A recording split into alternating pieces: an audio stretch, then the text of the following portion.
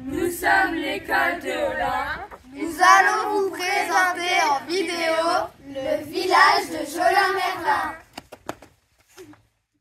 C'est une photo du château de Merlin. Il est caractéristique avec ses pignons à gradins.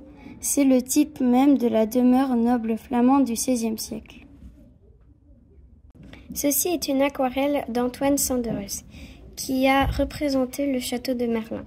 On peut y observer le château qui possède 2 étages, un toit en ardoise, 2 pignons à redans. Ce sont des pignons saillants, dont les rampants sont découpés en redans ou gradins. Il y a également des étangs, une grande ferme, un pigeonnier et des dépendances.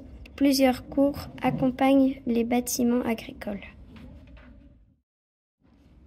Cette photo représente l'église Saint-Saulve, en partie détruite suite à la Première Guerre mondiale.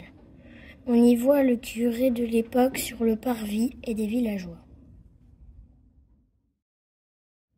Voici l'église Saint-Saulve de Jolin, dont la nef et le clocher datent d'après la Première Guerre mondiale.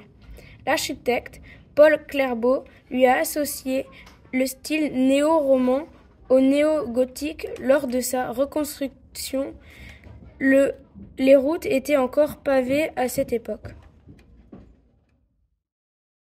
Ce bâtiment est l'ancienne maison communale de Jolin-Merlin. C'est un joli édifice de pierre et de briques. Le rez-de-chaussée a été habité par le peintre Roland Gallet avec son épouse Fernande Bonnet. La route était encore en pavé. Voici la rue Henri d'Escarpenterie. Avant la Première Guerre mondiale, ce nom rend hommage à un prisonnier politique durant la Seconde Guerre mondiale, qui fut bourgmestre de Jolin-Merlin en 1971. Cette photo a été prise depuis le clocher de l'église. On peut observer une charrette tirée par un cheval. C'est une photo du passage des soldats américains, datant de septembre 1944 à Jolin-Merlin.